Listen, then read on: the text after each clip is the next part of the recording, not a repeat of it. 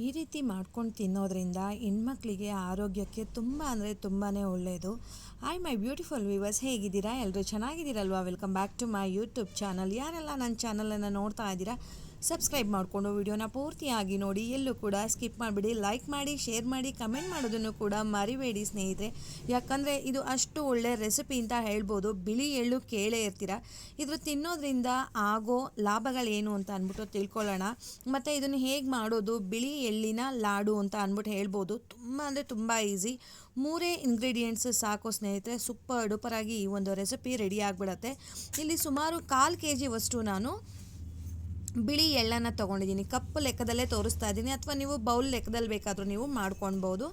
1 ಕಪ್ಪಷ್ಟು, ನಿಮಗೆ ಕಪ್ ಲೆಕ್ಕದಲ್ಲಿ ಹೇಳ್ತಾ ಹೋದರೆ 1 ಕಪ್ಪಷ್ಟು ಬಿಳಿ ಎಳ್ಳು ತೊಗೊಂಡಿದ್ದೀನಿ. ಅದರಲ್ಲಿ 1/4 ಭಾಗ ಮಾತ್ರ, 1/4 ಭಾಗಕ್ಕಿಂತ ಸ್ವಲ್ಪ ಜಾಸ್ತಿ ಅಷ್ಟೇ ಬೆಲ್ಲ ತೊಗೊಂಡಿದ್ದೀನಿ. ಅದರಲ್ಲಿ 1/4 ಭಾಗ ಮತ್ತು 1/4 ಕಪ್ಪಷ್ಟು ನಾನು ಡೆಸಿಕೇಟೆಡ್ ಕೊಕೊನೆಟ್ ಬರುತ್ತಲ್ವ, ಆ ಪೌಡರನ್ನು ತೊಗೊಂಡಿದ್ದೀನಿ. ಇಲ್ಲ ಅಂತಂದರೆ ನೀವು ಕೊಬ್ಬರಿ ತುರಿ ಇದ್ರೂ ಕೂಡ ಹಾಕ್ಕೊಳ್ಬೋದು. ಬನ್ನಿ ಫಸ್ಟ್ ಇದಕ್ಕೆ ಬೆಲ್ಲನ ಕರಗಿಸ್ಕೊಂಬಿಡೋಣ. ಬೆಲ್ಲನ ಹಾಕ್ಬಿಟ್ಟು ಒಂದು ಸ್ವಲ್ಪ ನೀರು ಹಾಕ್ಬಿಟ್ಟು ಅದನ್ನು ಕರಗಿಸ್ಕೊಳ್ಳೋಣ. ಪಾಕ ಬರಬೇಕು ಆ ಥರ ಏನೂ ಇಲ್ಲ. ಅದು ಸ್ವಲ್ಪ ನೀರು ಹಾಕಿದ್ರೆ ಒಂದೇಳೆ ಪಾಕ ಥರ ಬರುತ್ತೆ. ಅಷ್ಟಾದರೆ ಸಾಕು ಸ್ನೇಹಿತರೆ. ಪೂರ್ತಿಯಾಗಿ ಇದು ಪಾಕ ಪರ್ಫೆಕ್ಟ್ ಇರಬೇಕು ಆ ಥರ ಏನೂ ಇರೋದಿಲ್ಲ. ಅದೇ ರೀತಿಯಾಗಿ ನಾವು ಈ ಒಂದು ಬಿಳಿ ಎಳ್ಳನ್ನು ತಿನ್ನೋದ್ರಿಂದ ಬ್ಯಾಡ್ ಕೊಲೆಸ್ಟ್ರಾಲ್ ಅಂತ ಏನು ಹೇಳ್ತೀವಿ, ಅದನ್ನು ತುಂಬ ಅಂದರೆ ತುಂಬಾ ಕಡಿಮೆ ಮಾಡುತ್ತೆ. ಈಗ ಮೆನ್ ಆಗಿರ್ಬೋದು, ವುಮೆನ್ ಆಗಿರ್ಬೋದು, ಪ್ರತಿಯೊಬ್ಬರಿಗೂ ಕೂಡ ಬ್ಯಾಡ್ ಕೊಲೆಸ್ಟ್ರಾಲ್ ಇದ್ದೇ ಇರುತ್ತೆ. ಸೊ ಅದನ್ನು ಕಮ್ಮಿ ಮಾಡುತ್ತೆ. ಇದರಿಂದ ತುಂಬ ಅಂದರೆ ತುಂಬಾ ಏನು ಹೇಳ್ತಾರೆ, ರೆಸಿಪೀಸ್ಗಳನ್ನು ಕೂಡ ತುಂಬ ಮಾಡ್ಬೋದು. ಮತ್ತು ಹೆಣ್ಮಕ್ಳಲ್ಲಿ ಪಿರಿಯಡ್ಸ್ ಅಂತ ಏನು ಬರುತ್ತೆ ಅಲ್ವಾ, ಆ ಪ್ರಾಬ್ಲಮನ್ನು ಕಡಿಮೆ ಮಾಡುತ್ತೆ. ಮತ್ತು ಪಿರಿಯಡ್ಸ್ ಪ್ರಾಬ್ಲಮ್ ಕಡಿಮೆ ಅಂತ ಹೇಳಿದ್ರೆ ಅದರಲ್ಲಿ ಬರೋ ಅಂಥ, ಈಗ ಕರೆಕ್ಟು ಟೈಮ್ಗೆ ಆಗ್ತಾ ಇರೋದಿಲ್ಲ, ಸಮಥಿಂಗ್ ಏನೋ ಪ್ರಾಬ್ಲಮ್ ಇರುತ್ತೆ, ಅದನ್ನು ಕೂಡ ಇದು ಒಂದು ಲಿಮಿಟೆಡಾಗಿ ತಿಂತಾ ಬಂದರೆ ಅದು ಕೂಡ ಕಡಿಮೆ ಆಗುತ್ತೆ ಸ್ನೇಹಿತರೆ. ಮತ್ತು ಈ ಒಂದು ಎಳ್ಳಲ್ಲಿ ಕ್ಯಾಲ್ಶಿಯಂ ತುಂಬ ಅಂದರೆ ತುಂಬ ಜಾಸ್ತಿ ಇರುತ್ತೆ. ಒಂದು ವಾರ ಕಂಟಿನ್ಯೂಸ್ ಆಗಿ ಚಿಕ್ಕದಾಗಿ ಉಂಡೆ ಮಾಡಿಕೊಂಡು ಒಂದು ವಾರ ತಿಂದ್ಬಿಟ್ಟು ಮತ್ತೆ ಗ್ಯಾಪ್ ಕೊಟ್ಟು ಆ ರೀತಿಯಾಗಿ ತಿನ್ಬೋದು. ಕಂಟಿನ್ಯೂಸ್ ಆಗಿ ಯಾವುದನ್ನು ತಿನ್ನಬಾರ್ದು. ಮತ್ತು ಇದು ತುಂಬ ಅಂದರೆ ತುಂಬಾ ಹೀಟ್ ಪದಾರ್ಥ ಅಂತ ಹೇಳ್ಬೋದು. ನಾನು ಇದನ್ನು ಬಿಳಿ ಎಳ್ಳನ್ನು ಚೆನ್ನಾಗಿ ಹುರ್ಕೊಂಡು ಒಂದು ಮಿಕ್ಸಿ ಜಾರ್ಗೆ ನಾನು ಏನು ಡೆಸಿಕೇಟೆಡ್ ಕೊಕೊನೆಟ್ ತೊಗೊಂಡಿದ್ದೆ ಅಲ್ವಾ, ಅದು ಮತ್ತು ಬಿಳಿ ಎಳ್ಳನ್ನು ಹಾಕಿ ಜಸ್ಟ್ ಒಂದು 2 ಸೆಕೆಂಡು ಮಿಕ್ಸಿ ಮಾಡ್ಕೊಂಡು ಬಂದಿದ್ದೀನಿ ಅಷ್ಟೇ. ಅದು ನಮಗೆ ತರಿಯಾಗಿ ಸಿಗಬೇಕು ಸ್ನೇಹಿತರೆ. ನಾನೀಗ ಮತ್ತೆ ಮಿಕ್ಸಿಂಗ್ ಬೌಲಿಗೆ ಹಾಕೋತಾ ಇದ್ದೀನಿ. ನೀವು ನೋಡ್ತಾ ಇರ್ಬೋದು, ನಮಗೆ ಅರ್ಧ ಭಾಗ ಬಿಳಿ ಎಳ್ಳು ಹಾಗೆ ಇದೆ, ಸ್ವಲ್ಪ ಪುಡಿ ಥರ ಅನ್ನಿಸ್ತಾ ಇದೆ. ಈ ರೀತಿ ಇದ್ದರೆ ಕರೆಕ್ಟಾಗಿ ಬರುತ್ತೆ. ಮತ್ತು ಇದರಿಂದ ಬ್ಲಡ್ ಪ್ರೆಷರ್ ಜಾಸ್ತಿ ಇರುತ್ತೆ ಅಲ್ವಾ, ಅದನ್ನು ಕೂಡ ಕಡಿಮೆ ಮಾಡುತ್ತೆ. ಮತ್ತು ಈಗಂತೂ ಬ್ರೆಸ್ಟ್ ಕ್ಯಾನ್ಸರ್ ಕೇಳೇ ಇರ್ತೀವಿ, ಅದು ಕೂಡ ಕಡಿಮೆ ಆಗುತ್ತೆ. ಹಾರ್ಟ್ ಪ್ರಾಬ್ಲಮ್ ಕೂಡ ಕಡಿಮೆ ಆಗುತ್ತೆ. ಮತ್ತು ಇದರಲ್ಲಿ ಏನಂತಾರೆ, ಕೆಂಪು ರಕ್ತ ಕಣಗಳು ಅಂತ ಹೇಳ್ತೀವಲ್ವ, ಅದು ಜಾಸ್ತಿ ಆಗುತ್ತೆ ಇದನ್ನು ತಿನ್ನೋದ್ರಿಂದ. ಮತ್ತು ನಮ್ಮ ಬೋನ್ಸು ಕೂಡ ತುಂಬ ಸ್ಟ್ರಾಂಗ್ ಆಗುತ್ತೆ ಸ್ನೇಹಿತರೆ.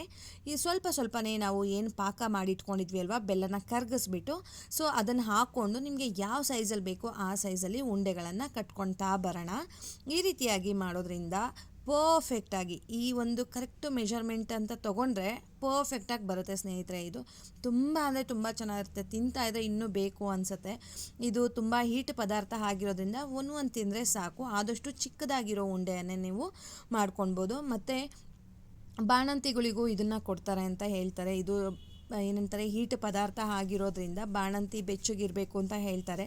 ಸೊ ಅವರಿಗೆ ಮತ್ತು ಮೆಚ್ಯೂರ್ಡ್ ಆಗಿರುವಂಥ ಹೆಣ್ಮಕ್ಳಿಗೂ ಕೂಡ ಕೊಡ್ತಾರೆ. ಮತ್ತು ಇದನ್ನು ನಾವು ಕರಿ ಎಳ್ಳಲ್ಲೂ ಕೂಡ ಮಾಡಬಹುದು ಸ್ನೇಹಿತರೆ. ಕರಿ ಎಳ್ಳಲ್ಲಿ ಇನ್ನೂ ಟೇಸ್ಟಾಗಿ ಇರುತ್ತೆ.